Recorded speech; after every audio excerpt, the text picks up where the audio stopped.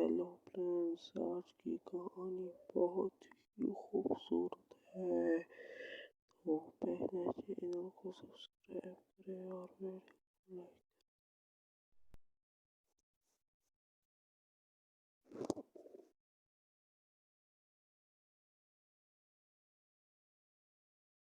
आज गरीब जुगाड़ू बहू की ठंड। आज फिर ये चूल्हा गीला हो गया। क्या हुआ योगिता? ये देखना मोहिनी, 2 दिन पहले ही चूल्हा बनाया था। एक तो इस ठंड में हफ्ते भर में एक बार धो पाती है, उसमें भी ये ओस की वजह से रोज रोज गीला हो जाता है। अब इस गीले चूल्हे में मैं खाना कैसे बनाऊं? योगिता, अब ऐसी ठंड में हम कर ही क्या सकते हैं? चलो चलकर लकड़ियां काटते हैं। अगर अंधेरा हो गया तो लकड़ियां भी नहीं काट पाएंगे।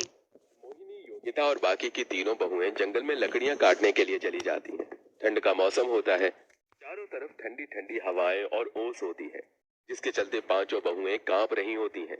लेकिन फिर भी ठंड को भूलकर वो लकड़ियां काटती हैं और घर लौट आती हैं। कि तभी योगिता की नजर आंगन में रखी एक लोहे की बाल्टी पर जाती है। योगिता और बाकी की तीनों बहुएं जंगल में लकड़ियां काटने के लिए चली जाती हैं।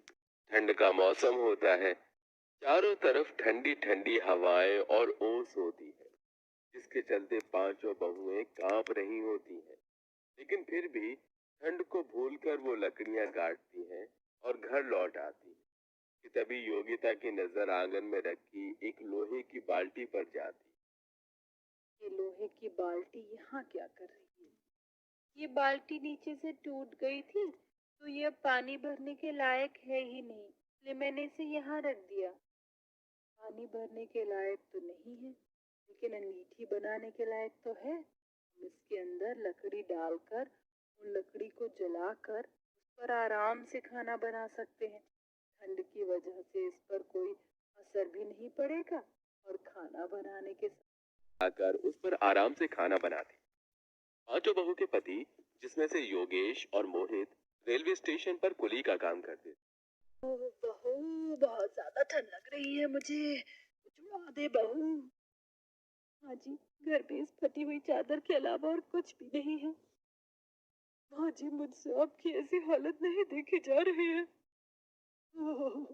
लगता है बहू, अब मेरे जाने का समय आ गया है। अब ये कड़ाके की सर्दी को मैं और नहीं झेल सकती। नहीं माँ जी, ऐसा मत कहिए। अगर आपको कुछ हो गया तो हमारा क्या होगा?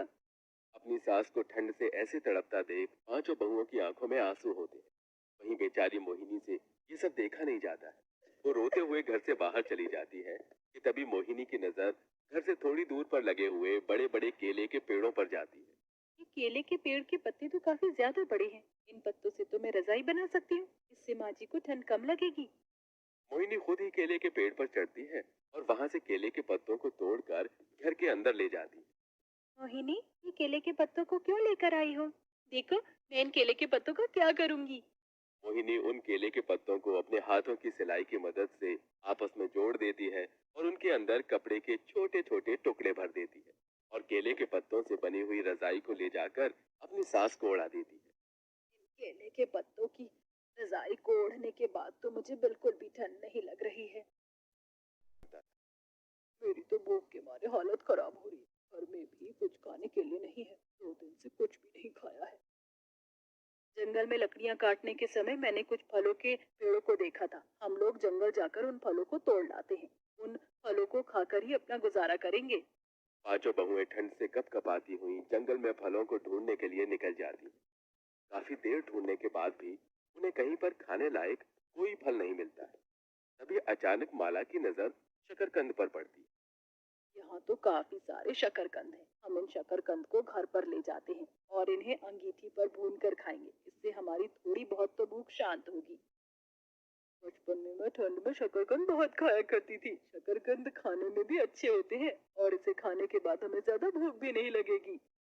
पांचों बहुएं जंगल में उगी हुई शकरकंद को तोड़ती हैं और घर ले जाकर उसे अंगीठी पर भूनती हैं। शकरकंद को अच्छे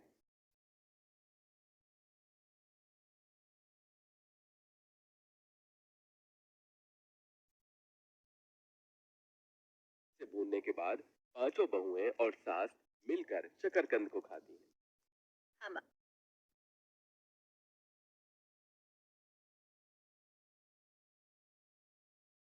हमारे गांव में शकरकंद बहुत बिकता था। शायद ही ऐसा कोई दिन होता था सर्दियों में जब हम लोग शकरकंद ना खाएं। हाँ माँ जी, मैं भी पहले बहुत शकरकंद खाया करती, लेकिन हमारे गांव में तो अब कोई भी शकरकंद नहीं बेचता। मैं तो ना जाने कितने समय के बाद शकरकंद खा रही हूँ। हम एक काम क्यों नहीं करते? ठंडी में हर किसी को शकरकंद खाना काफी ज्यादा पसंद है, लेकिन हमारे गांव में कहीं पर भी शकरकंद नहीं मिलते हैं। और अगर कोई खाना भी चाहता है तो उसे जंगलों के अंदर जाना पड़ता है। इसलिए क्यों ना हम लोग शकरकंद भूनकर उसे बाजार में ले जाकर बेचें। एक शकरकंद की कीमत कम से कम 20 से 30 रुपए होती है। इससे हमारी बिक्री काफी ज्यादा अच्छी होगी और आसानी से लोग इसे खरीद कर खा भी सकते हैं। तुम्हारी जुगाड़ू तरकीब तो बहुत अच्छी है, लेकिन बाहर तो इतनी ज्यादा ठंड और ओस है। ऐसे मौसम में हम सुबह से शाम तक बिना गर्म कपड़ों के शकरकंद को कैसे बेचेंगे? हाँ शकुन, तुमसे हमारे घर के अंदर भी ठंडी हवाएं आना बंद हो गई हैं। पांचों बहुएं अब मिलकर अपने अपने लिए केले के पत्तों से स्वेटर बनाती और उन स्वेटर को पहनकर बाजार में शकरकंद बेचने के लिए निकल जाती। शकरकंद ले लो, शकरकंद, गर्मा गर्म बनी हुई शकरकंद। अगर मैं गलत नहीं हूँ तो आप लोगों ने जो स्वेटर पहना है वो केले के पत्तों का है ना? जी साहब। वाह, मैंने आज तक इतने अलग अलग तरह के स्वेटर देखे हैं, लेकिन केले के पत्तों का स्वेटर तो मैंने आज तक नहीं देखा। ये तो काफी ज्यादा यूनिक डिजाइन है। ये केले के पत्तों का स्वेटर आपने कहाँ से खरीदा है? इसे हमने कहीं से खरीदा नहीं, बल्कि अपने हाथों से बनाया है। अब हम गरीबों के पास तो इतने पैसे होते नहीं। ये पोस्ट सोशल मीडिया पर काफी ज्यादा ट्रेंड करेगा। वो कस्टमर पांचों बहू की केले के स्वेटर की फोटो लेकर उसे सोशल मीडिया पर पोस्ट कर दी। केले के पत्ते का स्वेटर सोशल मीडिया पर काफी ज्यादा ट्रेंड कर रहा था और लोग इसे काफी ज्यादा पसंद भी कर रहे थे। जिसमें से एक आलोक सिंघानिया नाम का फैशन डिजाइनर भी होता है। उसे केले के पत्तों का स्वेटर का आइडिया इतना ज्यादा यूनिक और अच्छा लगता है कि वो पांचों बहू से मिलने के लिए उनकी शकरकंद के ठेले पर पहुंच जाता है। मैं बहुत बड़े बड़े फैशन शो ऑर्गेनाइज करता हूँ, जिसमें मॉडल तरह तरह के और यूनिक डिजाइन के कपड़े पहनकर आते हैं। आपके केले के पत्ते का स्वेटर का डिजाइन और आइडिया मुझे काफी ज्यादा पसंद आया। अगर तुम मेरे लिए केले के पत्तों का स्वेटर बनाएंगे तो इसके लिए मैं आपको काफी ज्यादा अच्छी पेमेंट ऑफर करता हूँ। हाँ साहब, हम जरूर बनाएंगे। आप बस हमें ये बता दीजिए आपको कितने स्वेटर चाहिए और कब तक चाहिए। पांचों बहुएं मिलकर केले के पत्ते का स्वेटर बनाती हैं और उन्हें आलोक को दे देती हैं, जिससे वो केले के पत्ते का स्वेटर फैशन इंडस्ट्री में एक नया ट्रेंड लेकर आता है और लोगों को काफी पसंद आता है। इसी के साथ अब पांचों बहू की फाइनेंशियल कंडीशन भी धीरे धीरे ठीक होने लगती है और पांचों बहू के जुगाड़ से